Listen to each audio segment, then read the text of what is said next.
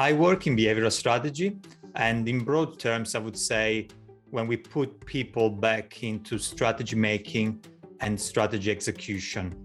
Much of the scholarship in the past has focused on the so-called dark side of behavioral strategy.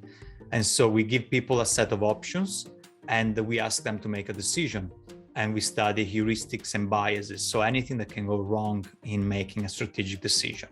Nowadays, it's much more interesting to study how people generate strategic options, and so the bright side of behavioral strategy.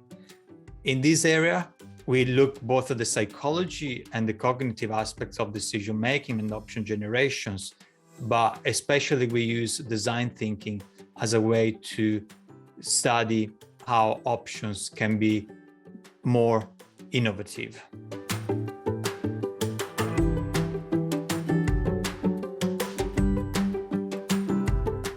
A successful submission in behavioral strategy has two ingredients, and I believe they're both equally important. The first one is the submission has to deal with problems that executives care about in our own age.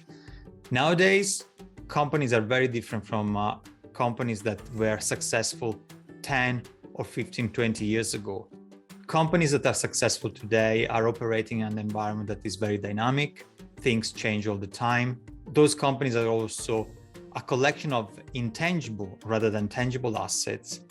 And some of the companies that are successful and have very large market cap are actually very small companies if we study them in terms of number of employees, which has implication for speed of execution, but also for innovation.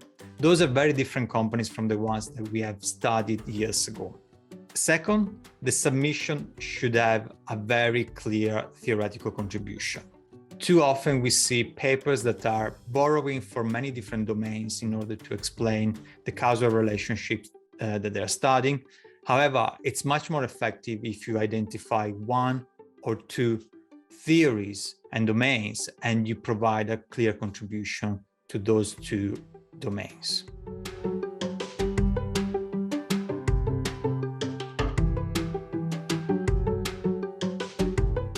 The single piece of advice that I would give is once you think that you have completed your article and you're really happy with it, let it sit for a couple of weeks and then go back to the article and do a very simple exercise. The exercise consists of highlighting every single title in the article, as well as one key sentence for each paragraph. Now go back and read only those parts that you have highlighted, and you should be able to see a very coherent and convincing story. If that's the case, then you're ready for submission. If not, try to rethink the structure of your article and whether you have included the information and just the information that is making it a very strong contribution.